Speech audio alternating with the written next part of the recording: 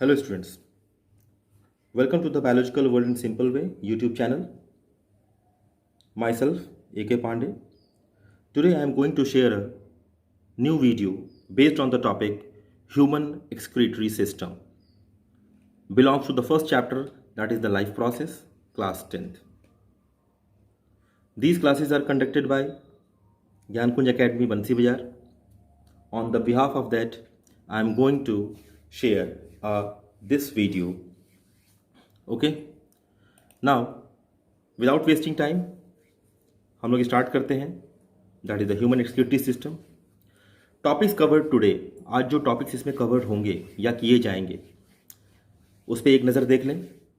सबसे पहले excretion, excretory system, function of the excretory system, components of excretory system, structure of human excretory system and the significance of excretion. In topics को हम लोग cover करेंगे. Let's start one by one. In topics को हम लोग cover करें, start करें. Okay. उम्मीद करता हूँ आप लोगों को ये वीडियो पसंद आएगा. मैंने पहले भी अपने वीडियोस में आपको कहा है कि ये जो वीडियोस मैं आपको शेयर कर रहा हूँ ये स्लाइड्स हैं जिसके बिहाफ पे मैं आपको पीडीएफ देने का भी काम कर रहा हूँ कि ये पीडीएफ आप लोग को एग्ज़ाम्स में बहुत ही टिप्स की तरह काम में आएंगे और आप इसको शॉर्टली रेफरेंस देके आप इसे याद रख सकते हैं और अपने क्वेश्चंस को, अपने डाउट्स को क्लियर कर सकते हैं वेरी क्लियरली. ओके. तो let's start human excretory system. सबसे पहले एक्सक्रीशन. एक्सक्रीशन क्या होता है? ओके. जैसा कि हम सभी जानते हैं कि एक्सक्रीशन एक लाइफ प्रोसेस है. वो लाइफ प्रोसेस जो ह्यूमन बॉडी से वेस्ट्स को बाहर निकालता है. ठीक है. So excretion can be defined as it is the process of removal of toxic waste from the body of an organism is called excretion. ठीक है. अब बात ये आती है कि एक्सक्रीशन अगर जो रिमूव कर रहा है वेस्ट को ह्यूमन बॉडी से, तो बेसिकली ये जो रिमूवल ऑफ टॉक्सिक सब्सटेंसेस होते हैं ये दो पार्ट में डिवाइड है. एक गैसियस सब्सटेंस, जैसा कि आप सभी जानते हैं, कार्बन डाइऑक्साइड, जो रेस्पायरेशन प्रोसेस के थ्रू प्रोड्यूस होता है. ठीक है. तो उसको हम लोग एक्सक्रीट करते हैं, बाहर निकालते हैं. ठीक है. Second one, the nitrogenous waste. ठीक है. Basically human excretory system nitrogenous waste को, वो नाइट्रोजिनस वेस्ट जो ह्यूमन बॉडी के अंदर टॉक्सिक का काम करते हैं, जैसा कि आगे चल के मैं आपको बताऊंगा, जैसे यूरिया. ठीक है. तो ऐसे नाइट्रोजनस वेस्ट को बाहर निकालने का, रिमूव करने का जो वर्क है वो एक्सक्रीशन करता है. ठीक है. अब बात ये आती है कि आखिर ये रिमूवल हो रहा है टॉक्सिक सब्सटेंसेस का, तो वो किसके बिहाफ पे हो रहा है, कैसे हो रहा है? तो उसके लिए एक स्पेशलाइज्ड सिस्टम जो ऑर्गेनाइज्ड होता है ह्यूमन बॉडी के अंदर, जिसको हम लोग एक्सक्रीटरी सिस्टम के नाम से जानते हैं. ठीक है. एक्सक्रीटरी सिस्टम वो ग्रुप ऑफ ऑर्गन्स जो आपस में कंबाइंड होके collectively as a whole, as a single work करते हैं कि बॉडी से नाइट्रोजनस वेस्ट को बाहर निकाला जा सके. So excretory system may be defined as the process of excretion is brought about by the group of organs working collectively to form an organ system, and hence this organ system is called as excretory system. Okay. Now function of excretory system. तो जैसा कि हम पहले भी discuss कर चुके हैं कि वेस्ट को बाहर निकालना. अब सबसे बड़ी बात यह है कि आखिर ये वेस्ट जो है कहां पर प्रेजेंट होता है. तो हम ये जानते हैं कि blood contains all the substances which flows through the vessels to the different parts of the body. ठीक है. तो ये जो ब्लड जो होता है, it contains the impurities, it contains the waste. So blood should be filtered. Excretory system का जो वर्क होता है ये ब्लड को फिल्टर करने का काम करता है, जो ब्लड अपने अंदर वेस्ट को कंटेन करता है. ये फूड को भी कंटेन करता है, वेस्ट को भी कंटेन करता है, रेस्पिरेटरी गैसेस को भी कंटेन करता है. ओके. सेकेंड वन, ये कंडक्शन का काम करता है. कंडक्शन इट मीन्स ये कैरी करने का काम करता है. ये वाटर को कैरी करता है, ठीक है, ये डिफरेंट डिफरेंट सब्सटेंसेस जो ब्लड के थ्रू प्रेजेंट होते हैं उन सबको कंडक्ट करता है, उसके साथ साथ यूरिन को कंडक्ट करता है, ठीक है, जो नाइट्रोजनस वेस्ट के थ्रू प्रोड्यूस्ड होता है। Okay, third point, temporary storage. ये जो नाइट्रोजनस जो वेस्ट होता है स्पेशली उसको टेम्परेरी स्टोर करने का काम करता है, जिससे उसको परमानेंटली बॉडी से एक्सक्रीट किया जा सके। Okay, and the last one is the elimination of the nitrogenous waste. Okay, so this is the function of excretory system. एक बार और ध्यान से सुन लीजिए। It performs the filtration of the blood, second one conduction, third one the temporary storage of that waste, and which type of waste? That is the nitrogenous waste, elimination of nitrogenous waste. Okay, तो इस तरीके से जो human excretory system है वो अपने function को perform करता है। नाउ ह्यूमन बींग्स इस एक्सक्रीटरी सिस्टम के थ्रू जिस नाइट्रोजनस वेस्ट को बाहर निकालता है, आखिर उसमें कौन कौन से ऐसे कंपोनेंट्स या पार्ट्स होते हैं जो कलेक्टिवली वर्क करते हैं एक्सक्रीटरी सिस्टम के अंदर और एक्सक्रीशन का वर्क परफॉर्म करते हैं। तो let's take the component of the excretory system. Okay, excretory system comprises of first of all the pair of kidneys. Kidneys जो होती हैं वो मेन ऑर्गन होती हैं जो एक्चुअल में एक्सक्रीटरी सिस्टम के अंदर वर्क करते हैं। Second one the pair of ureters, third one urinary bladder and fourth one is the urethra. हम एक एक करके इन पॉइंट्स को डिस्कस करेंगे। फर्स्ट ऑफ ऑल किडनीज, ठीक है। Kidney it is the major organ of the excretory system. Kidney जो है एक बहुत ही मेजर ऑर्गन है जो एक्चुअल में फिल्टरिंग का काम करती है। ये ऑर्गन है जो फिल्टरिंग का काम करता है, ठीक है ना। अब ये फिल्टरिंग का वर्क इसके अंदर जो प्रेजेंट जो इसके पार्ट्स होते हैं, इसके कंपोनेंट्स होते हैं, वो करते हैं। आगे उसके बारे में आपको बताऊंगा। First of all the characteristics. सबसे पहले तो ये जान ले कि आखिर किडनी कैसे कैरेक्टराइज्ड है ह्यूमन बॉडी के अंदर, ठीक है ना, in terms of the shape and size, in terms of the colour, in terms of the weight, ठीक है, in terms of their work. First of all सबसे पहले शेप और कलर। किडनी का जो शेप और जो कलर होता है it is reddish brown and bean shape structured. Okay, इसका जो लोकेशन होता है वो एब्डोमिनल कैविटी में होता है ह्यूमन बींग्स के अंदर। इसका जो डायमेंशन है, इसका लेंथ, ब्रेथ और विड्थ, इसकी thickness, so each kidney is 10 centimeter long, 6 centimeter wide and 4 centimeter thick.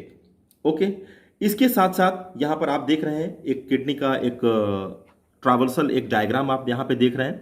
Kidney हमारी इस तरीके से स्ट्रक्चर्ड होती है। इसमें आप देख सकते हैं यहां पर एक ब्लू कलर का एक वेसल है, एक रेड कलर का वेसल है, एक लॉन्ग एक व्हाइट कलर का वेसल दिया हुआ है। These all are the tubules which actually plays a very important role in carrying the blood, filtering blood and taking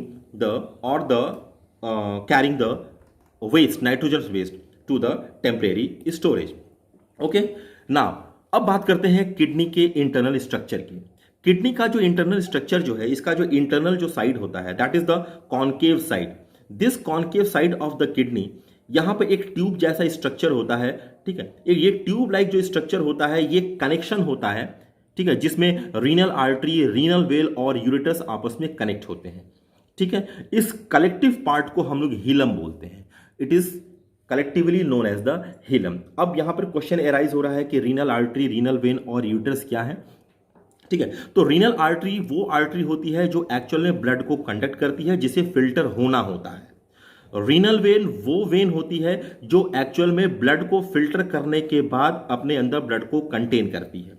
और यूरेटस वो पार्ट होता है किडनी का जो एक्चुअल में जो सब्सटेंसेस जो इसमें से फिल्टर्ड होते हैं, मतलब वेस्ट सब्सटेंस को कैरी करके उसको डिफरेंट पार्ट में भेजने का काम करते हैं।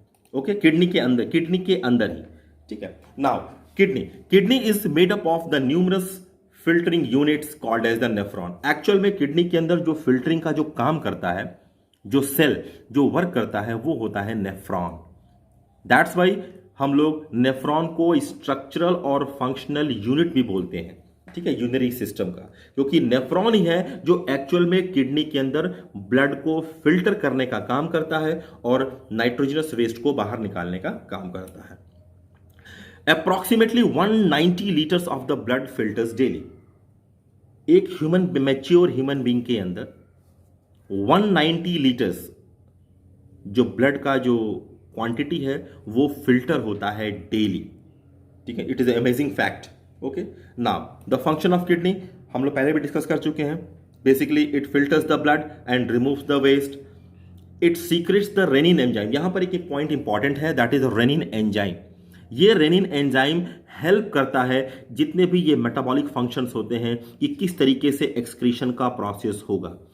ठीक है, उसके बिहाफ पे ये वर्क करता है और ये रेनिन एंजाइम के नेम पे ही ये नाम पड़ा है renal work. Okay, it performs the osmo regulation. Kidney जो होती है ये ऑस्मो रेगुलेशन का काम करती है। इट मीन्स बैलेंसिंग का काम करती है, वाटर को बैलेंस करना, सॉल्ट को बैलेंस करना। ठीक है, तो इस तरीके से ये बॉडी के अंदर बैलेंसिंग का काम करती है, ब्लड को मेंटेन करती है। ठीक है, या ये कह सकते हैं कि ये ब्लड को कंट्रोल करती है, उसके प्रेशर को कंट्रोल करती है।